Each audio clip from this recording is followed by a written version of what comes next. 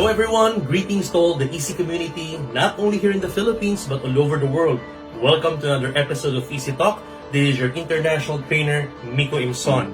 Well, I hope everyone is doing fine in the comforts of their homes, especially here in the Philippines, because just recently, our government just announced an extension of this enhanced community quarantine.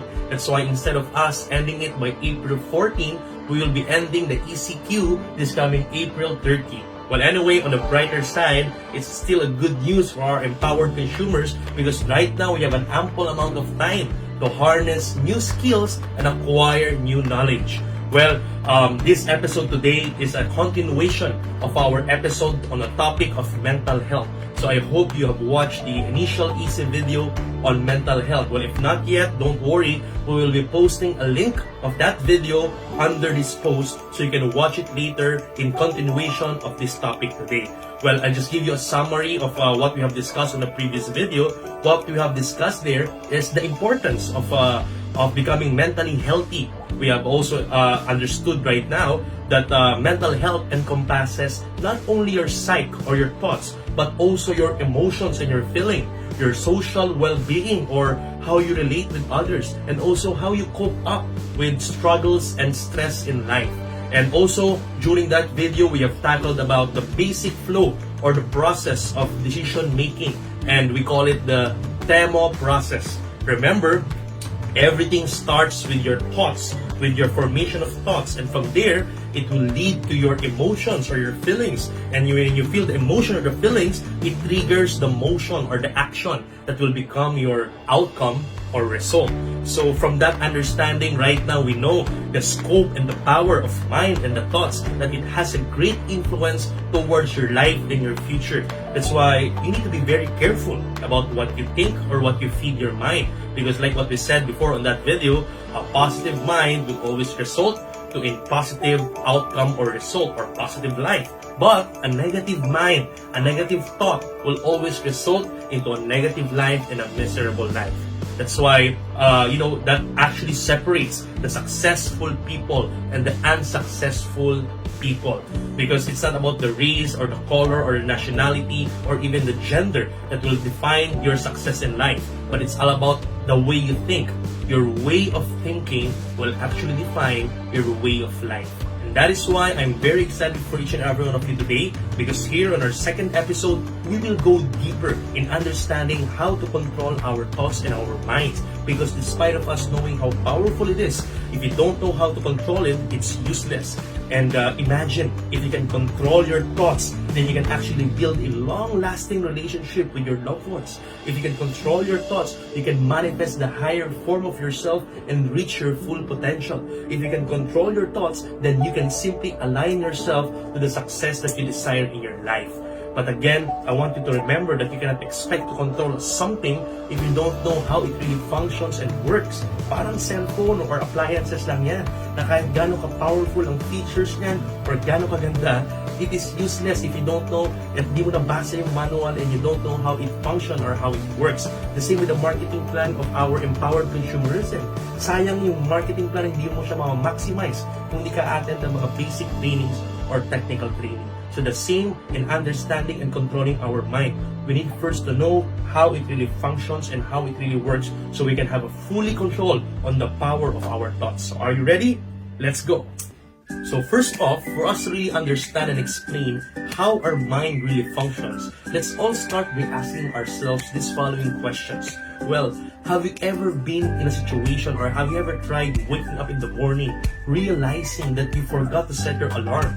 And then you check the time and you remember that you're already late for a very important meeting. So your body reacted, rushing and panicking all over the place, making everything worse and your whole day miserable. Well, for all the easy parents out there, have you been in a situation where when life gets too loud and too messy and overwhelming, like for an instance, watching your children scream and cry and fight over a toy, and then you feel upset and distressed, and without you knowing, your body reacts feeling an uncontrollable urge to shout and yell at your own kids, making the situation worse by reacting with frustrations. Well, another one is in line with this pandemic and quarantine today. Have you ever experienced browsing your newsfeed and was caught up by a very strongly negative content? And then you notice a growing anger as well within you. And without taking into any consideration the long-term effect of what you may do or say, you reacted by posting your own strongly subjective comment, and you end up burning a lot of unproductive hours scrolling and reading other strongly negative contents or posts just to feed your emotion. Well, my real point of question is this: have you ever said or done something before that you regret doing after? Well, if your answer to most of it is yes, then you're a perfectly normal human being. But of course, it's a sign that there's a lot of room to improve in all of us. Because you see, most often, when we see or hear something that we don't like, or an unexpected situation caught us, the natural tendency of our mind is to get defensive. It will really fire up and release all the stress hormones to protect us. You know, your mind is designed to keep you surviving. It will usually go to your default mode or autopilot mode. That is why we usually react without thinking. This survival-oriented mechanism, or flight or fight reaction, is mostly being run by our subconscious mind. This might come in handy in time being, but most often, a reaction is something that we regret later. Now, on the other hand, there are times that we manage to handle things logically. There are instances that we take our time to slowly digest and arrange our thoughts, and instead of reacting uncontrollably, we respond rationally and gain a better perspective and outcome. Now, this is a sign that our conscious mind is running the show. Now, being said all of this, for us to really discover how this powerfully complex mind really works, it's absolutely necessary for us to know that our mind is actually divided into two. We call it the conscious mind and the subconscious mind. So what is this all about? First, your conscious mind is your fully aware mind. It's rational and logical. Some call it the creative mind. And you will know that it's fully functioning if you are in full control. Now, on the other side, the bigger guy and mostly the most dominant side is called the subconscious. It is fully responsible for your emotions. Mostly, it is uncontrollable and automatic. That is why in this side, your habits are also formed, specifically in the basal ganglia of your brain. Well, anyway, we will also have a nugget episode on understanding the power of habit and how to change those habits in pursuit of your success. So going back, let's go back to the subconscious mind. Commonly, this subconscious mind is also called the programmed mind. Now, why is that called a programmed mind? Well, imagine a cell phone, a newly bought cell phone or gadget. When you first brought it out from the box, it has its own basic operating system to function the most basic features, but it doesn't have yet any programs or applications, stored photos, videos, or even a contact list until you install all of it. You need to put on a SIM card, snap some photos, take some videos, and download applications. So imagine, let's relate it to a newly born child. As your brain develops, it also has its own operating system to basically work out your vital features, but it has no program or applications yet. So naturally, we get to download these applications through observing and experiencing. And that is why there's a study that our subconscious mind is developing predominantly on our first 7 years of life. It acts as a sophisticated video recorder that permanently captures everything you perceive or experience and then store it to its huge memory bank that has a virtually unlimited capacity. So during this time, our conscious or rational mind is not yet fully developed. The only one working is the subconscious, and that explains why most of our master concepts, master program, or our self-concepts and our personal behaviors are mainly coming from our caretakers, from our parents, from our siblings, and our community. Now, there's one weakness of this subconscious, and that is that it doesn't know how to filter what is good or what is bad. Its job is just to store information, record and retrieve it, and to ensure that we will really function and respond the way we are programmed. Kaya ang pinaka-challenge is, what if during your times of childhood, ang mga na-store or mga nakuha mo, na-capture mo na memories or data or programs are negative, disempowering, and corrupted. Kaya sa mga ka-easy parents, we really need to be careful about what we let our children see, hear, or experience. Because whatever it is, good or bad, as long as it is stored in their subconscious, it will really greatly affect how they will live their life in the future. Kaya nga, nakakalungkot man isipin, maraming mga bata ngayon na sa bahay ang lagi na narinig, mga away, sigawan, mga curse or murahan, and a lot of them, guess what, paglaki, talagang mas malutong pang magmura kaysa sa parents, mas malakas pang suligaw. It also best explains why a lot of people right now are having a hard time to become wealthy or become successful. Kaya hirap nila makakuha ng breakthrough sa buhay. Because imagine, if you grew up in a community or a family that are complainants or mga nagrereklamo lagi, and that is stored in your subconscious, even you consciously think about becoming wealthy and successful, I am telling you, you will be having a hard time. If you grew up in a community with prejudice and you consciously think that you want to become successful, you will be having a hard time. Maybe you can become successful or you can become rich out of luck, but guess what? Your subconscious will still pull you down, and magkakaroon ka ng time or point in life that you'll be having a hard time to sustain that wealth or that success, either because of your attitude, your addiction, your behavior, or your lack of self-control. I am telling you, your subconscious will always pull you back to your common ground. Actually, there is a metaphor being done by Mr. Jonathan Haidt describing our mind looking like a rider on top of an elephant. The rider as our conscious and rational mind that plans, solve problems, and analyze, while the big elephant as the subconscious emotional mind that provides power for the journey to push through. So now, even the conscious mind will lead the elephant and tell the elephant that let's go to work, let's empower others. I am telling you, if there's a disagreement or contradiction on the elephant side or the subconscious side, it will be very nearly impossible for them to move. Imagine, this 6 tons weight and power advantage of the elephant best explains why adopting new behavior, new habits, and patterns is very, very hard for most of us. Now think about this. One of the top billionaires in the world and the co-founder of Microsoft, Mr. Bill Gates, emphasized that what separates successful leaders and successful individuals to the rest of the world is that they prioritize to empower others. And that's why we are so blessed that we are on the right platform, we are in the right industry, and we are in the right company.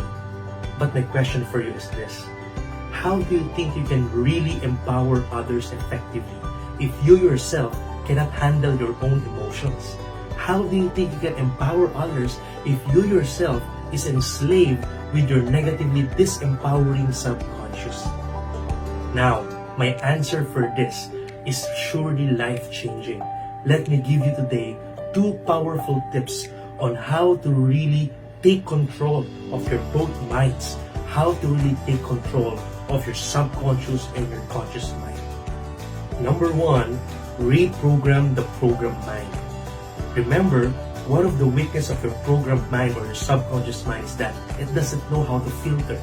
It doesn't know how to choose what is good or what is bad. What it knows is just to store information and retrieve it automatically when it's needed. Now, going back to the cell phone and gadget that we have talked about a while ago. Imagine, one of the most basic application of a cell phone or gadget is your photo album. So think about it.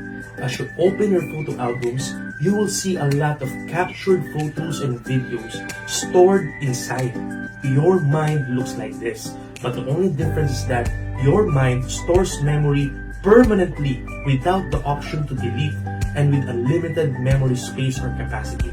Now, when you're aware and conscious, you can respond by choosing and searching what photo or video you want to see or you need to watch. But when your conscious mind is off and the subconscious is running the show, it will always provide the default or updated photo of your album. The problem is that if the default photos or the updated photos are negative, corrupted, and disempowering, that is what will display and manifest in your reaction and your personal decisions in life. It will always be corrupted, negative, and your subconscious will always pull you back to your comfort zone, discouraging you to get out and take risks and grow. So the only way for you to disrupt these negative programs that you have is by rebooting, rewiring, and to reprogram your subconscious mind. And we can do that by what we call immersion. Immersion is a deep mental involvement. That is what we did in Africa. The same thing that the easy management did in Africa. The easy management cannot start a business in a new country without immersing ourselves into their culture and their ways. The same thing on how to learn a language. You can never learn a language just by learning principles. If you want to learn a language, you need to really get into it, and you need to really do it and hear it so often, so consistent, until it will become real into you. And that is the same thing that we will do to reprogram your subconscious. For us to change all that negative, corrupted default photos you have, we need to immerse yourself, this time into positive, productive, and empowering memories and data so often, so consistent, until to the point that you reach a certain point that even you are in the default mode, even you are in the autopilot mode, you are abundantly empowered and you are ready to empower others. Now, to explain to you the second tip on how to control your thoughts and your minds, let me share to you my own personal millennial version metaphor of these both minds. I call this the Avenger metaphor. Well, I believe if you're coming from this generation, you have watched even a single movie of this sequel, The Avenger. If not yet, well, I don't know what generation are you coming from. Well, anyway, let me share this to you. In the movie Avenger, there's this particular hero, fictional hero, called the Hulk. The only character that has two personalities, Dr. Banner and the other is the Green Big Hulk. Well, let's use them here. Let's put a name on the conscious mind and let's call him Dr. Banner.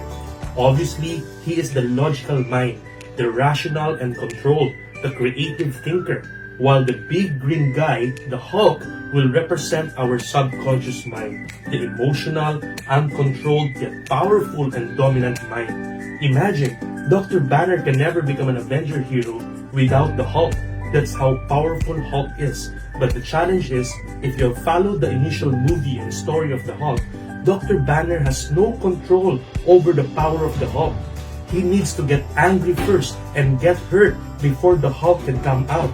They always disagree with each other, and when the Hulk is out, Dr. Banner has no control at all. What the Hulk only knows to do is to smash and smash uncontrollably, hurting a lot of people and making more problems than helping.